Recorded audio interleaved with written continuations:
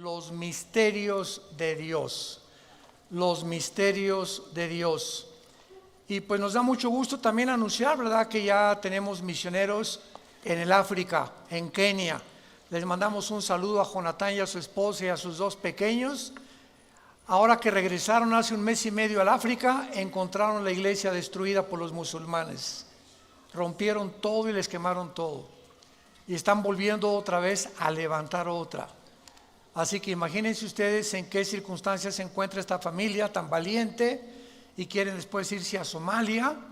Bueno, es impresionante el corazón que tienen por la gente de África y por todos estos, el mundo del paganismo, que pues no tienen ningún conocimiento que tenemos nosotros de las Sagradas Escrituras. Métanse por favor a nuestra página villanuevaparaelmundo.org. Ahí está la dirección de ellos, mándenles correos, hoy les felicitamos, estamos con ustedes, somos la familia Díaz, la familia como Rodríguez, tenemos conocimiento que forman ya parte de Villanueva para el Mundo, para que los podamos animar. ¿Por qué tenemos a tantos misioneros ya? Por ustedes, por las ofrendas precisamente que nos dan. En eso las utilizamos en pastores, en misioneros, en choferes, en secretarias, en viajes, en avión. Todo eso se necesita para la obra de Dios. Así que le damos gracias a todos ustedes por la generosidad con la que han participado, porque es fruto que va a abundar para vuestra cuenta. Abran sus Biblias en el libro del Génesis capítulo 2. Y en esta cuarta conferencia, perdón, dije la tercera, es la cuarta conferencia. Ya vimos en la tercera, la primera parte, sobre el misterio, se llamó del huerto del Edén. El misterio del huerto del Edén. Y cuando venimos a la Biblia, pues encontramos misterios que tal vez tú ya has leído muchas veces, o versículos, o libros, y que el año que entra lo vuelves a leer y vuelves a encontrar en lo que tú creías que ya habías leído, cosas que el Espíritu Santo no te iluminó hace 6 meses o el año pasado. Y así es el estudio de la Biblia, es el camino del justo es como la aurora, es cada vez más luz, más luz, más luz, hasta que el día amanezca. Entonces, la revelación de la Biblia ya está completa. Dios ya no tiene nada que revelarnos del infierno, del cielo o del futuro. La Biblia es un libro sellado. Así termina el Apocalipsis, nadie le puede agregar ya nada, ni le puede nadie quitar nada. Entonces, ahora ya no necesitamos más revelaciones, sino iluminación en lo que ya está revelado. ¿Me van siguiendo? Entonces necesitamos luz, que el Espíritu Santo es la oración que hacía a la iglesia de Éfeso el apóstol Pablo, alumbrando los ojos de vuestro entendimiento, para que sepáis la esperanza a la que Dios nos ha llamado, y cuáles las riquezas de Dios para sus santos, y la supereminente grandeza de su poder, el cual resucitó a Jesucristo entre los muertos. Entonces Pablo oraba porque la iglesia de Éfeso fuera iluminada y pudieran ver a través de la iluminación del Espíritu Santo las impresionantes riquezas y tesoros escondidos en la palabra de Dios. Por ejemplo, en el versículo 8, para repetir la última conferencia y puedan ustedes entrar en materia, porque ahorita vamos a terminar el misterio del huerto del Edén. En Génesis 2:8 dice la Biblia que Dios plantó un huerto en Edén, y el huerto no es el Edén. El Edén es la zona geográfica. El Edén no sabemos cuántos millas o kilómetros cuadrados tenía, pero dentro de toda esa área que se llamaba el Edén, Dios plantó un huerto ahí, un huerto en el Edén. Dice la Biblia, y puso allí al hombre que había formado. O sea, Dios no formó al hombre en el huerto del Edén, lo formó en el Edén. Y de ahí dice, lo puso. ¿Ya lo se fijaron? No te habías fijado, ¿verdad? Ni yo tampoco. Hasta que comenzamos ya de veras a profundizar. Dios crea al varón en el occidente del Edén. Y el huerto se encontraba en el oriente del Edén. Entonces Dios nos revela la zona geográfica donde puso y colocó al hombre para que en ese círculo, no sé si era bastante grande el huerto, era el lugar donde el hombre iba a pasar la prueba. Ahora bien, la palabra Edén significa tierra de riego en el hebreo, a los que les interese apuntarlo, tierra de riego, y así lo confirma Génesis 13, versículo 10, que era como huerto de riego. Y la palabra huerto es la palabra hebrea gan, con G de gárgara, A de Armando, N de nana, gan, así como suena, y se tradujo jardín o se tradujo huerto. Entonces muchas versiones de la Biblia mencionan el jardín del Edén o el huerto del Edén. Son palabras sinónimas. Y en último lugar vimos también en la última conferencia que había 4 ríos que salían del Edén y que regaban la tierra. Y de estos 4 ríos, geográficamente 3 son localizables, como el Nilo, el Tigris y el Éufrates. Que por ejemplo el Éufrates tiene 2.900 kilómetros de largo, y el Éufrates sale desde Turquía y atraviesa casi todo el Medio Oriente y desemboca en el estrecho de Hormuz o en el Golfo Pérsico. Y sabemos en Apocalipsis capítulo 9, versículo 10 en adelante, que ahí en el río Éufrates se encuentra la zona más grande de maldad del mundo entero. En esa zona geográfica, entre Siria, Irak e Israel, se encuentra una zona de maldad donde 4 ángeles están atados junto al río Éufrates, ángeles caídos esperando ser desatados para la batalla final del Armagedón y la tribulación que describe el Apocalipsis. Ahora bien, esto es muy interesante también, ¿verdad? Porque vemos que estos 4 ángeles, ¿por qué 4? Yo me preguntaba, ¿por qué son 4? Y esto es muy fácil de poder deducir. La Biblia nos revela que del libro de Daniel hasta que venga el anticristo iban a surgir 4 imperios, y el quinto iba a ser el imperio del anticristo. Entonces, del libro de Daniel hace 2600 años a nuestros días, cada imperio que surgió en la historia, los babilonios, los medos con los persas que se unieron, en tercer lugar el imperio griego de Alejandro el Magno y el imperio romano, tenían un principado cada uno. Y esto lo explica Daniel capítulo 10, cuando Dios manda un ángel al planeta donde tú y yo vivimos con un mensaje para Daniel, y cuando bajó del cielo el ángel de Dios, un ángel al servicio de Dios, se le atravesó un principado que impidió que el ángel llegara a donde estaba Daniel para traerle la profecía de las famosas 70 semanas del capítulo 9 del libro de Daniel. Estuvo tan tremenda la guerra espiritual que Dios tuvo que mandar a Miguel el arcángel para que pudiera librar el espacio y el ángel llegara aquí a la tierra con esta información. Ahí se nos revela pues que todos los imperios han tenido principados satánicos. Por ejemplo, los babilonios tuvieron uno, los medios persas tuvieron otro, los griegos y los romanos. Y estos 4 ángeles son los 4 ángeles atados que pertenecieron a los principados de los imperios de la historia del pasado. Antes de estos imperios solamente hubo el imperio egipcio y el imperio de los asirios. Entonces, en total tenemos, ¿verdad?, nosotros asirios, egipcios, babilonios, medos persas, griegos y romanos. Y estos 6 imperios que la Biblia nos describe y nos corre las cortinas de la historia han tenido principados satánicos, y estos 6 imperios son descritos en Apocalipsis capítulo 17.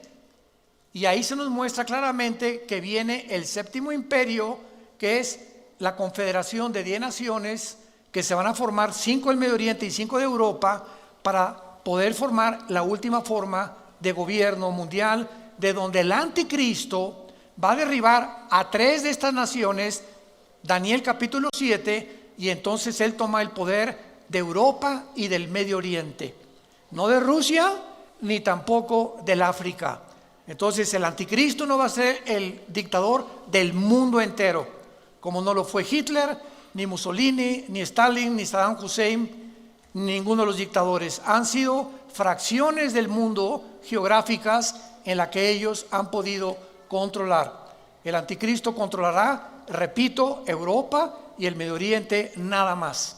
Rusia se va a aventar contra Israel, y entonces la coalición del sur, que tal vez sea Egipto con naciones del norte de África, se encontrarán en Israel para la tercera guerra mundial, que la Biblia la llama la batalla del Armagedón.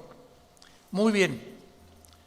Es importante ahora en esta cuarta conferencia entre el huerto del Edén, que estamos como uno de los misterios de Dios, contestar la siguiente pregunta. ¿Realmente el huerto del Edén se encontraba en Irak, en Siria o en Jerusalén? Entonces vamos a ver ahorita, a través de nuestra investigación y nuestro estudio bíblico, de qué forma la Biblia nos muestra que el huerto del Edén fue el lugar donde Dios tenía reuniones con los ángeles y donde Dios tenía reuniones con Adán. Por ejemplo, en Génesis 3:8 dice que Jehová caminaba con Adán y la voz de Dios se oía en el huerto del Edén. O sea, desde el principio de la creación, Dios ha querido tener comunicación con nosotros, comunión con nosotros. Nos creó Dios para que lo conociéramos, para que supiéramos que estamos debajo de una deidad, de un creador, diseñador inteligente, y Dios ama la comunión. Entonces el huerto del Edén se pierde y vemos nosotros en el tabernáculo, que fue inmediatamente después el primer lugar donde Dios se volvió a reunir con el ser humano, que fue el lugar que Dios escogió para restablecer la comunión.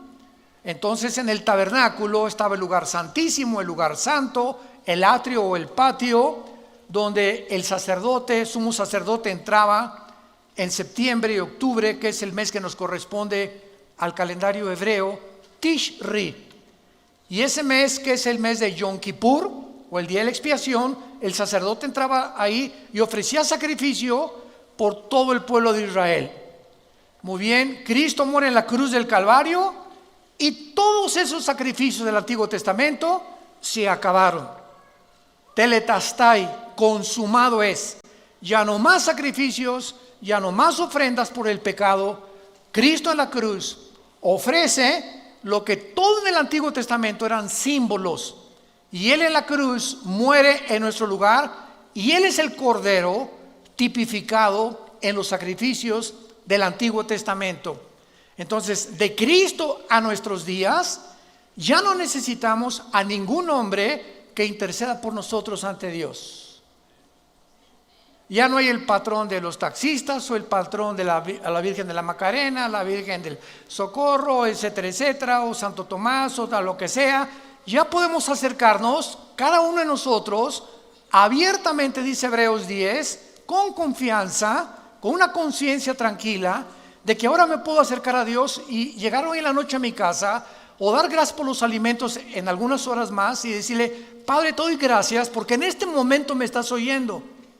No necesito pedirle a otra persona que interceda ante mí, porque ahora tenemos un solo mediador, un solo intercesor, que se llama Jesús. Y con su sangre y con un solo sacrificio nos hizo perfectos para siempre. Gloria a Dios. Muy bien. Entonces, muchos han colocado, ¿verdad?, el huerto del Edén en Israel. ¿Por qué? Porque Israel está situada, construida sobre un monte. Cuando ustedes vean la geografía de Israel, por cierto, estamos planeando ya, les avisamos, el año que entra nos vamos a Israel. A ver cuántos quieren inscribirse. Va a ser la primera semana de junio, si Dios quiere, del año que entra. Así que vamos a llevarnos a mucha gente, va a ser un viaje precioso. Allá alquilamos camiones, bueno, es impresionante la excursión, dura como una semana. Y Israel está construida sobre el monte de Sión, el monte de Sión. Y fue el rey David el que llegó ahí a Israel y declaró Jerusalén la capital de Israel. Entonces, por eso se le llama el monte de Sión. Y muchos teólogos creen que ahí en el monte de Sión, o sea, Jerusalén, estaba el huerto del Edén. Otros han dicho, ¿verdad?, que estaba en Israel, otros que en Irak, etcétera, etcétera. Pero es interesante que, por ejemplo, ahorita en la ciudad de Jerusalén, cuando vayamos, vamos a recorrer Galilea, vamos a comer pescado increíble, ¿verdad, Marta? Se llama el pescado de San Pedro. Es un restaurante junto al mar de Galilea. Nunca en su vida ninguno de ustedes, y yo que me crié en Acapulco, ¿verdad?, y que conozco de mariscos, me encanta el guachinango así enterito, frito, al mojo de ajo. El pescado ahí de San Pedro es único, es un sabor que ningún pez en el mundo lo tiene, no sé por qué. Yo creo que están santificados esos peces o quién sabe, ¿verdad? Y ahí nos agarró una tormenta la última vez que fuimos a Israel en el mar de Galilea y supimos lo que era Jesús, ¿verdad? Y bueno, fue una experiencia maravillosa. Pero es increíble, ¿verdad?, cómo nosotros podemos ahí en Jerusalén darnos cuenta que está construida el domo de la roca. Tuve cualquier foto de Jerusalén y hay un domo dorado, ¿ok? ¿No lo han visto? Ahí resalta y se le llama también la mezquita de Omar. ¿Qué es ese domo dorado inmenso que se ve en Jerusalén? En el año 70 después de Cristo, el general Tito del Imperio Romano, hijo del emperador Vespasiano, llegó a Jerusalén y cumplió la profecía de Mateo 24, 3 y 4, que Jesucristo dijo: no quedará este templo tan precioso que reconstruyó el rey Herodes, no quedará piedra sobre piedra. Pues 70 años después llega Tito y arrasa Jerusalén y no quedó piedra sobre piedra. Muy bien, pasaron 6 siglos, en el año 600 después de Cristo, cuando un califa musulmán construye exactamente donde estaba el templo judío, de donde ofrecían los sacrificios y las ofrendas, ahí encima construyen la mezquita de Omar y el domo de la roca. En otras palabras, debajo de ese domo se encuentra el templo judío. Y esta es la razón por la cual los judíos no han podido reconstruir su templo, aunque ya tienen casi todo el mobiliario y todos los instrumentos que se usaban, pero ellos dicen que tendrían que derribar la mezquita de Omar o destruir el domo de la roca. Si lo hacen, se viene una guerra impresionante en Israel, porque imagínense nada más, es un lugar santo y sagrado para los musulmanes. Entonces, ¿cómo va a ser reconstruido este templo? No lo sabemos, tal vez va a haber un terremoto, la invasión de Rusia e Irán que está próxima ya contra Israel. Algo va a suceder, pero los judíos necesitan ese lugar para reconstruir su templo. Entonces, esta es la razón por la cual es un lugar santo. Y es interesante que en la puerta norte de esta mezquita, cuando vayamos a Israel lo vamos a ver, o lo puedes ver en los libros de historia, se le llama la puerta del paraíso. Así le pusieron en árabe, Baj Jiná. Y en el piso enfrente de esta puerta hay una piedra de color jaspe, verde, como de medio metro cuadrado, que los musulmanes le llaman la piedra del Edén. Entonces vamos a ver muchas cosas que son interesantes, tanto en la arqueología como en la historia, que apuntan sin lugar a dudas que el huerto del Edén efectivamente se encontró en la ciudad de Jerusalén, porque ahí comenzó la humanidad. Ahí fue donde Abraham, de una forma tipológica, iba a sacrificar a Isaías, a su hijo Isaac, que era el tipo del Cordero de Dios. Ahí en Jerusalén Jesús vivió, murió, fue enterrado, resucitó. En Jerusalén ascendió hacia el cielo y en Jerusalén terminará la humanidad. Por eso les digo, apúrense, vamos antes que se acabe todo. Ahí va a acabar la humanidad, de acuerdo a la Biblia. Zacarías 12, del 2 al 3, dice en Zacarías 12, capítulo 2, versículos 2 y 3, que Jerusalén se va a convertir en una piedra pesada para los pueblos que se congreguen en contra de ella, en el día en que Dios vaya a permitir que las naciones sitien a Jerusalén y venga la guerra del Armagedón. Apocalipsis 16, del 10 en adelante. Muy bien, ahora vamos a ver el terreno espiritual. Sabiendo que la ciudad de Jerusalén, todos estos antecedentes nos van a ayudar a llevar a una conclusión lógica, histórica y teológica. Sabiendo que la ciudad de Jerusalén es el centro del conflicto espiritual de los siglos, es lógico que ahí se lleve la tercera guerra mundial, la batalla del Armagedón. Veamos algunos pasajes en la Biblia, por ejemplo, en el libro de Joel. Joel capítulo 3, versículos del 9 en adelante. Con cuántos detalles se describe la tercera guerra mundial. La buena noticia es que ya no vamos a estar aquí nosotros. Eso está garantizado 100%. Y dice así, Joel capítulo 3, versículo 9 en adelante. Proclamad esto entre las naciones, proclamad guerra, despierten a los valientes, acérquense, vengan todos los hombres de guerra. Forjen espadas de vuestros asadones, lanzas de sus hoces, diga el débil, fuerte soy. Júntense y vengan, naciones todas de alrededor, y congréguense, hagan venir allí, oh Jehová, a tus fuertes. Despiértense las naciones y suban al valle de Josafat, porque allí me sentaré para juzgar a las naciones de alrededor. Acuérdense que este juicio está en Mateo 24 y 25, cuando Dios va a separar a los cabritos de las ovejas en su segunda venida al mundo. Ahí se va a sentar en Jerusalén Dios, en el valle del Armagedón o en el valle del Megido, que también se le llama el valle de Josafat. Echad la hoz porque la mies está madura. Vengan, descended porque el lagar está lleno. Rebosen las cubas porque mucha es la maldad de ellos. Muchos pueblos en el valle de la decisión. Es otro nombre para el valle del Armagedón, porque cercano está el día de Jehová. Siempre que vean ustedes en el Antiguo Testamento, siempre, sin excepción, el día de Jehová, el día de la ira de Jehová, son los 7 años de la tribulación. Es el día futuro donde Dios juzgará finalmente a Israel y donde el mundo, si Jesucristo no regresa, estaríamos a punto de autoextinguirnos, de autodestruirnos. El sol y la luna, versículo 15, se oscurecerán y las estrellas retraerán su resplandor.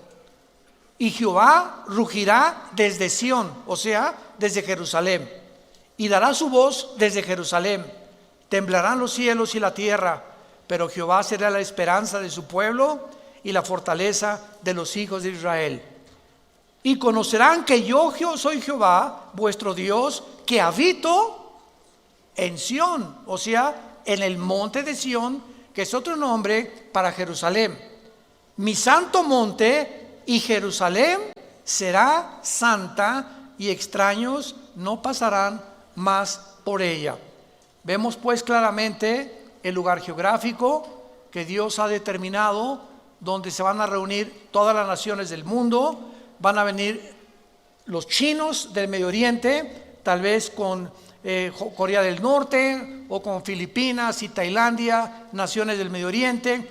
Van a venir del sur, con países africanos, tal vez Libia, Sudán, Marruecos, etcétera, etcétera. Europa, el anticristo va alarmado a juntarse ahí también con su ejército, y ahí será el momento en el que Jesucristo descienda antes que nos acabemos todos en la tercera guerra mundial. Y la Biblia profetiza que cuando Jesucristo descienda en la segunda venida, los únicos sobrevivientes en este planeta serán una tercera parte de los humanos. Cuando Jesucristo regrese, solo una tercera parte sobrevivirá a las guerras antes de la Tercera Guerra Mundial. Ahorita la próxima guerra que la Biblia profetiza es Irán atacando a Israel. Qué interesante que ya hace 2-3 semanas hay una tensión tremenda entre Irán y Estados Unidos. El presidente Trump ya les avisó, ¿verdad? No nos van a amenazar. El Ayatollah Khomeini Rouhani, el presidente de Irán, acaba de declarar que ellos no van a soportar ni a tolerar más presiones económicas que ya ahorita dictaminó el gobierno norteamericano contra Irán para poder bajarle 3 rayitas al buque petrolero que en el Golfo Pérsico hace una semana le hicieron un boquete tremendo los iraníes y que no lo pueden permitir por ser aguas internacionales donde fluye casi el 35% del petróleo al occidente, y Estados Unidos dijo no lo podemos seguir permitiendo que se apoderen del Golfo Pérsico, porque si lo cierra Irán, que es la frontera con Irán, el Golfo Pérsico afectan al mundo entero, el petróleo se va a $500 tal vez por barril, viene una economía desastrosa en el mundo y todo por ese lugar geográfico donde Estados Unidos ya mandó un portaaviones y aviones y barcos de guerra con los nuevos aviones F-35, ya no son los F-21, y donde están tratando de evitar que esta profecía se cumpla, pero se va a cumplir de todas maneras, porque de acuerdo a la Biblia, Estados Unidos va a pasar a segundo y tercer plano en su supremacía política, económica y militar. ¿De qué les estoy hablando? De que Estados Unidos va a pasar a segundo o tercer nivel por 3 razones. Una, pueden ser por ataques terroristas, que puedan bombardear Washington, que puedan bombardear el Capitolio y que pueda venir una economía desastrosa para Estados Unidos. Número 2, que venga el arrebatamiento de la iglesia. En el arrebatamiento de la iglesia se calcula que el 40% en Norteamérica son cristianos. En Europa el 0.05. Así que cuando venga el rapto de la iglesia, los europeos ni se van a dar color, como dicen los muchachos, ¿verdad? Ni en cuenta, porque pues ya el cristianismo es impresionante. El ateísmo y el racionalismo francés y alemán predomina completamente en Europa desde hace 50 años aproximadamente. Y en tercer lugar, la deuda externa de Estados Unidos alcanza ahorita los 23 trillones de dólares. 23 trillones de dólares. ¿Saben ustedes, para que tengan idea, cuánto es 1 trillón de dólares? Si tú comienzas a contar $1 de aquí a 250 años, no alcanzas a contar 1 trillón de dólares. Para que lo compares con lo que tienes en el cochinito en tu casa, en nuestra alcancía. Entonces, Estados Unidos no puede permanecer. Ahora bien, en el momento en que algo sucede en Estados Unidos, en esta época que estamos viendo, no sabemos cuándo, en ese momento Rusia aparece en las profecías de la Biblia con China y con Irán. Ezequiel capítulo 38 del 1 al 6. Irán aparece con el nombre en la Biblia de Persia. Y Persia se le cambió el nombre a Irán en 1935, a la República Islámica de Irán. Entonces vemos nosotros que cuando venimos a la Biblia, no es un libro de leyendas, como dice la gente, ni Aladino en el País de las Maravillas.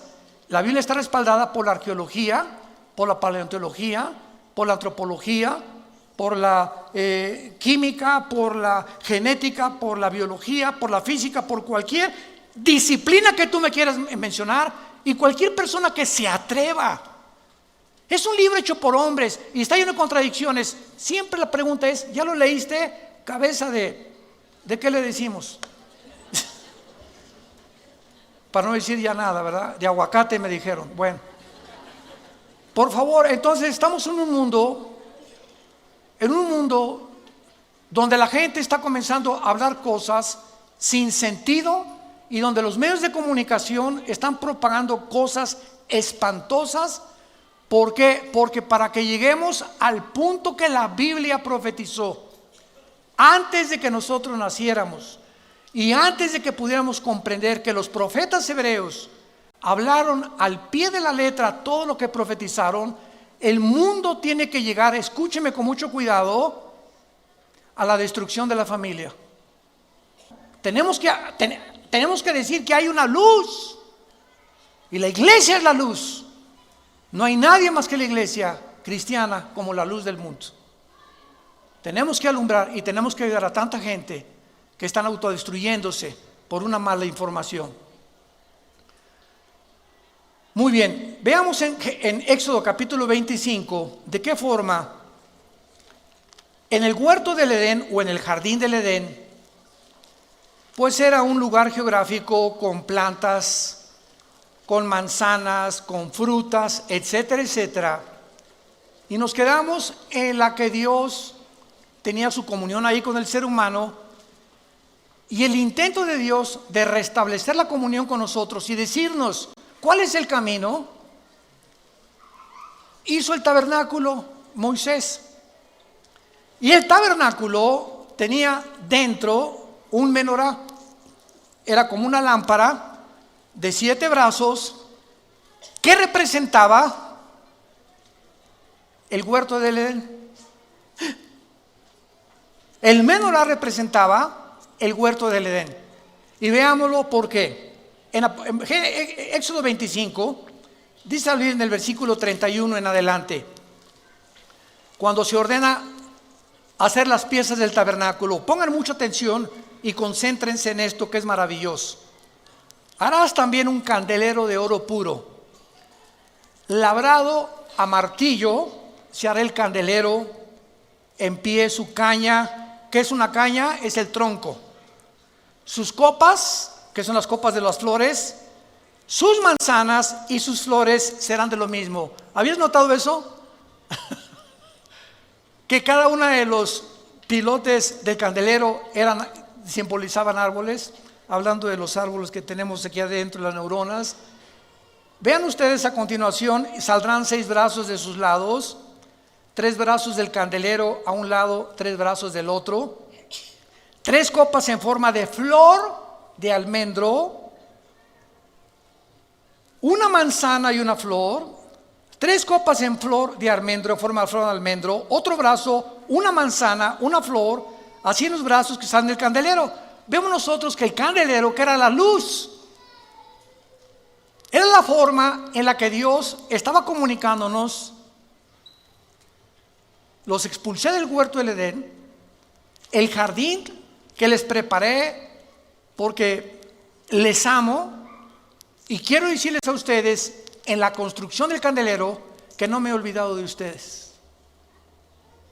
Les doy la representación del candelero ahora dentro del tabernáculo, para que puedan ustedes en su corazón recordar que soy un Dios que te ha amado con amor eterno y que no me he olvidado de ti. Cuando alguien se olvida de Dios, eres tú. Dios nunca se olvida de nosotros. Cuando alguien abandona a Dios, eres tú, no es Dios el que nos abandona. Dios nos dice, estaré contigo, no temas, nunca te dejaré ni te desampararé. Cuando sentimos que Dios nos ha abandonado, no es Él que nos ha abandonado, somos nosotros. Y al aislarnos de Dios, comenzamos a sentir el coraje. Cuando nosotros somos los culpables de perder la comunión con Él en la Biblia, y lo comenzamos a culpar de lo que nos está atravesando. Ya Dios nos pitó, ya me olvidó. Doña Chole, ahí está en el hospital. Ay, hermano pastor, nadie me ha visitado en el hospital. Me acaban de comunicar que tengo cáncer. Ya Dios me abandonó. Doña Chole, cuando Jesús moría en la cruz, ¿dónde estaba Dios? Podríamos decir, fue lo que dijeron los fariseos. ¿Cómo es posible, y los griegos, que este hombre se diga hijo de Dios? Si fuera hijo de Dios, Dios haría algo por él. Sin embargo, detrás de esa cruz y de ese sacrificio y de ese guiñapo humano en el que el Hijo de Dios se convirtió, se encontraba la sabiduría de Dios, el poder y el amor de Dios. Pero ¿cómo se podría interpretar así cuando un hombre ensangrentado moría en la cruz? Porque los pensamientos de Dios no son nuestros pensamientos, ni sus caminos son nuestros caminos. ¿Tú quieres con tu mente intelectual tratar de comprender a Dios? ¿Y quieres que Él piense como tú piensas? Es que si yo fuera Dios no haría esto. Y si yo permitiera a Dios, yo pensaría de otra manera. Claro que sí, cerebro de caracol y de chapulín. Esa es la soberbia intelectual que nos hace bajar a Dios y colocarlo en el banquillo de los acusados y convertirnos en abogados acusadores, en fiscales de Dios. Ahora tú contéstame, Dios, ¿por qué hiciste esto? ¿Por qué hiciste aquello? Cerebro de aguacate. Esta es la razón por la cual Jesús, cuando bajó al mundo, dijo que la característica y la virtud más grande para un ser humano conocer a Dios se llama la humildad. La humildad. Y la humildad no es, hermanito, ¿cómo está? Y andar con guarachitos y eso de que los pobres son humildes. ¿De dónde sacaron eso? Eso no es bíblico. La persona humilde, de acuerdo a la Biblia, es la persona que reconoce su incapacidad de gobernar su vida, ni su matrimonio, ni sus hijos, ni su negocio, que tiene necesidad de alguien más, que lo saque del hoyo donde nos encontrábamos muchos de nosotros, de las tinieblas que cubrían nuestra mente hace muchos años para muchos de nosotros, que venga un rayo de luz y que nos muestre que existe otro mundo y que hay esperanza y que podemos vivir mejor, y ese reconocimiento se llama humildad. Porque hasta que tú no reconoces una entidad espiritual superior a ti, nunca conocerás la verdad. Te vas a meter en una cárcel intelectual donde yo soy escéptico, agnóstico o ateo o humanista o materialista o darwinianista o evolucionista, y ahí te encierras y jamás saldrás de esa prisión, porque Jesús vino a abrirnos las puertas de la prisión, a darle libertad a los cautivos, vista a los ciegos, dirección y camino a los humildes de corazón.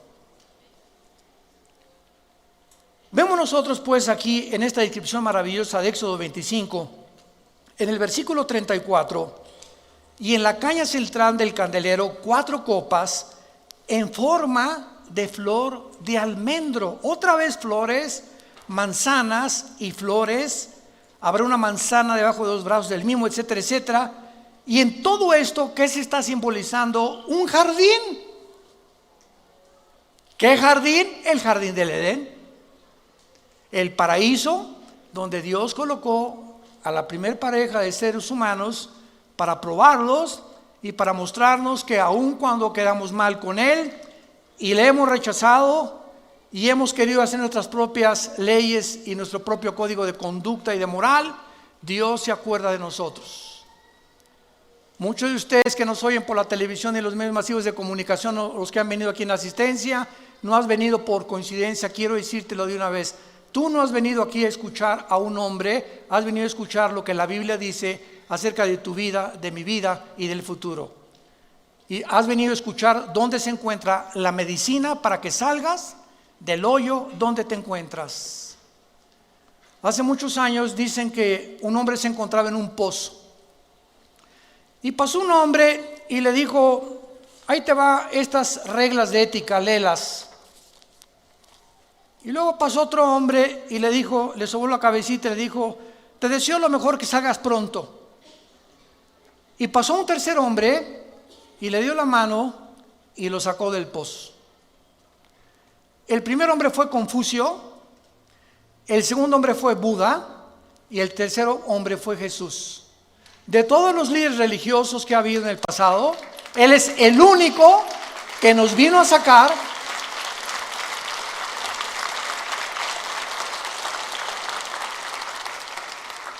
Jesús no solamente vino a darnos reglas, códigos de conducta, que son maravillosos como los de Confucio, Mahatma Gandhi, etcétera, etcétera. Él vino a sacarnos, a darnos la mano y decir, te saco primero y después te instruyo para que te mantengas y no vuelvas a caer en el pozo de donde te saqué.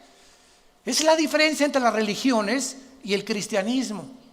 Las religiones son códigos, y haz esto, y no fumes, y no tomes café, y camina, miércoles de ceniza, peregrinaciones, ritos, ceremonias, liturgias. Y Jesús es la gracia. que se nos da, que no la merecemos para vivir para Él sin que hayamos hecho nunca nada bueno. Esa es la gracia. Cuando le preguntaron a un hombre de Dios que diera una palabra para definir el cristianismo, una palabra que no se encontrara en ninguna de las otras religiones, él contestó, la palabra es gracia. ¿Sabían eso? La palabra gracia en ninguna religión se encuentra, más que en la Biblia. Porque por gracia somos salvos por medio de la fe. Y esto no es de nosotros, porque es un don de Dios, para que nadie se gloríe.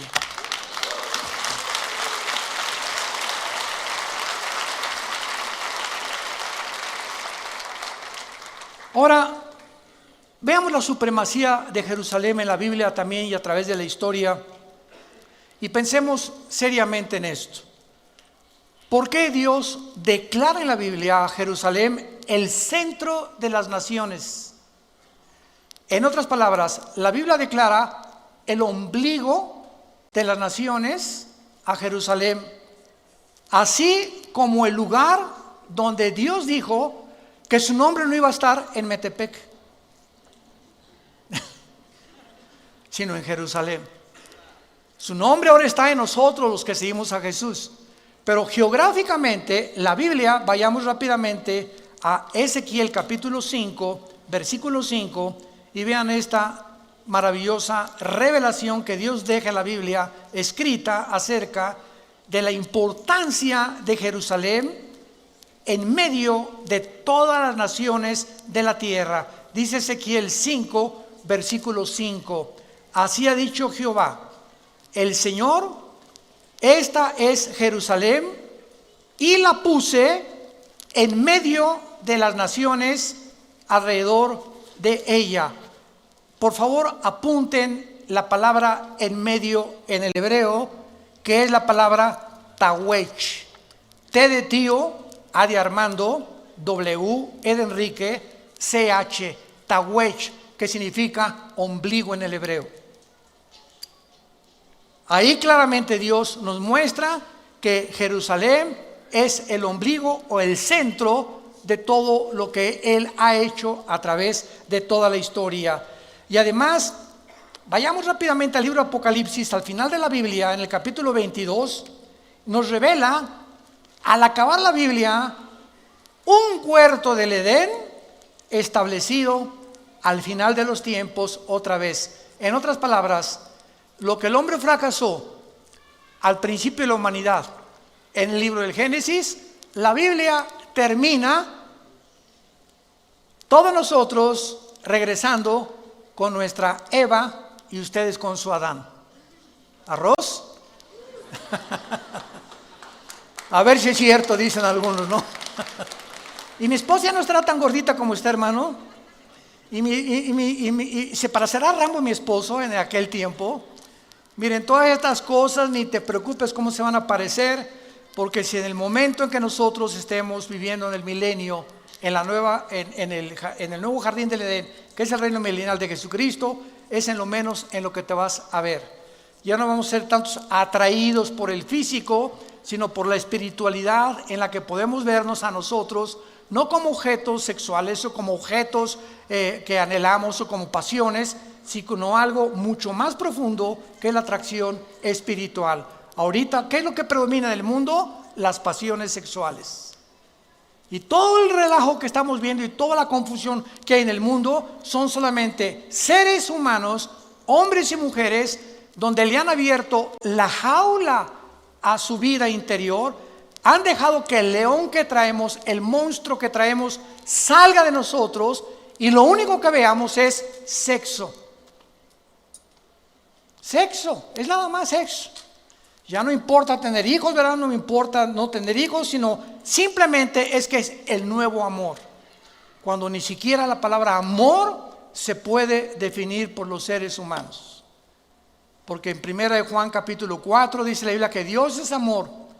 Pero ese amor de Dios no es el amor eros, no es el amor fileos, es el amor ágape, que es el amor incondicional, sacrificial, que respeta nuestro género.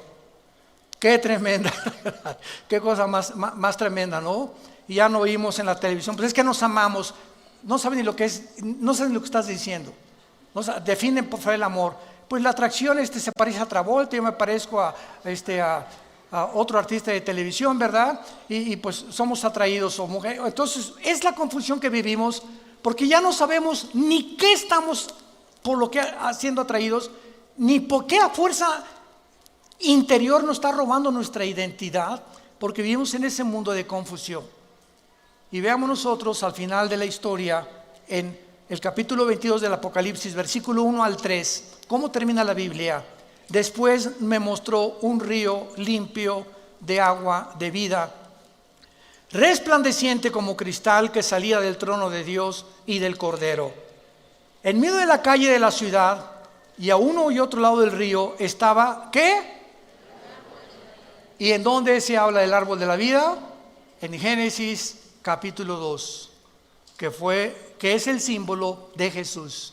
Él es Jesús, el árbol de la vida, que produce otra vez frutos, dada cada mes su fruto, hojas, árboles, fruto, árboles, para la sanidad de las naciones, y no habrá más maldición. Y el trono de Dios y del Cordero estará en ella, y sus siervos le servirán. La última revelación de la Biblia es la siguiente, que nos funde los fusibles. Dios habitaba primero en la eternidad. En la eternidad no hay tiempo. La eternidad, cuando Einstein postuló el tiempo como una forma de la cuarta dimensión, vemos nosotros que el tiempo tuvo un inicio. Génesis 1, la materia y el espacio tuvieron un inicio físicamente, cuantitativamente y cuánticamente, y vemos nosotros que ese espacio, materia y tiempo donde nosotros vivimos ahorita se va a terminar. Y cuando Dios creó el tiempo, la materia y el espacio, Él vivía en la eternidad, hizo un tercer cielo para Él habitar ahí. Segunda de Corintios capítulo 12 del 1 al 3, hizo un segundo cielo, que es el segundo cósmico que vemos. Hizo el primer cielo donde tú y yo habitamos, que es de la atmósfera hacia abajo. Y la revelación que la Biblia nos da es la siguiente: Dios habitaba en la eternidad, después bajó a un tercer cielo, y en el milenio Dios va a bajar de su tercer cielo, donde está su trono, y su trono ahora va a estar en la ciudad de Jerusalén. Ahí va a estar Dios gobernando el nuevo universo y los nuevos cielos y las nuevas tierras que va a crear, desde este insignificante, pequeñísimo planeta Tierra donde tú y yo vivimos. El creador de los cielos y la tierra bajará y se sentará, y tendremos acceso a Él, como ahorita lo tenemos a través de la oración en el Espíritu, y físicamente nosotros seremos enviados.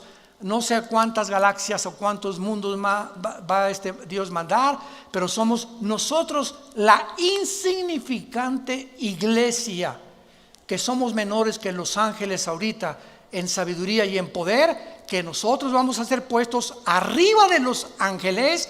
Nosotros vamos a juzgar a los ángeles, y los ángeles quedarán ayudándonos como siervos de nosotros, la iglesia. Esta es la posición y es la esperanza y el futuro que Dios nos promete en su palabra. Para que no pierdas la esperanza a la que fuimos llamados hasta el final de tu vida.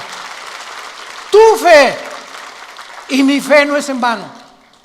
No es en vano haber confiado en el Hijo de Dios, en el único que nos ha dicho: yo soy el camino, la verdad y la vida. Síguelo hasta el final de tu vida. No desmayes, no te desanimes, levanta tus alas como las águilas, porque Él te dará nuevas fuerzas. Y si tú has venido en este momento desanimado, desilusionado de tantas cosas, el mundo, en el basurero que nos rodea, porque el mundo está oliendo ya a putrefacción, ya por todos huele a putrefacción, ya amenazas de guerra en la economía, moral, degeneración, perversiones. Esto se va a acabar pronto. Él viene por nosotros, y en ese día sabrás que valió la pena confiar en el Hijo de Dios. no quisieran muchos de ustedes venir en esta mañana a la cruz de Jesucristo.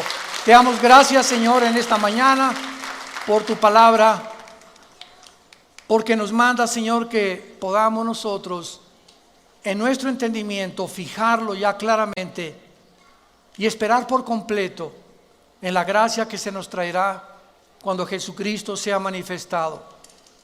Aquel varón que bajó del cielo a este mundo, que fue crucificado, muerto, enterrado y resucitado a los 3 días, vive y quiere entrar a tu vida en esta mañana, en la que Él a través de la Biblia te menciona que te ama, que no quiere tu condenación, que puede transformar tus pensamientos y te puede devolver tu identidad, que muchos han perdido, porque es el propósito satánico robarnos nuestra identidad. Oh Dios, gracias por haber bajado a tendernos la mano y a morir por nosotros en una cruz.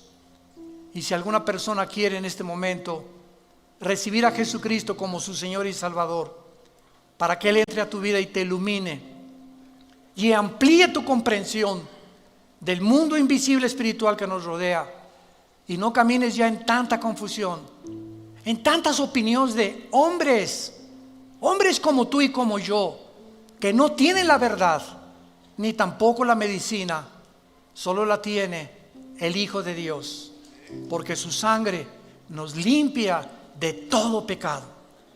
Y si tus pecados hoy fueran como el carbón, y tú me digas, he abortado 8 niños, he matado 50 personas, convertí mi género en otro género, estoy negando mi sexualidad, no importa lo que tú hayas hecho, en la sangre de Cristo verás el milagro de ser transformado en una nueva criatura, y las cosas viejas quedarán atrás y descubrirás que Él vive por los siglos de los siglos, en quien oramos y te damos las gracias.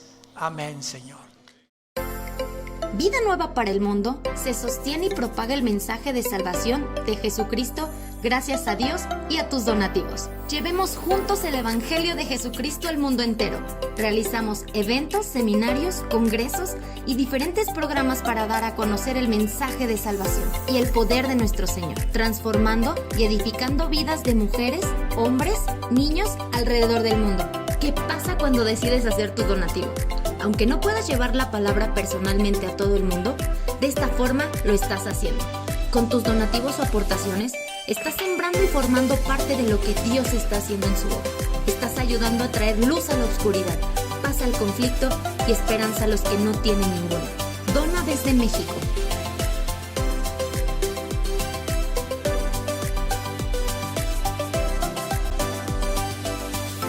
Dona desde Estados Unidos.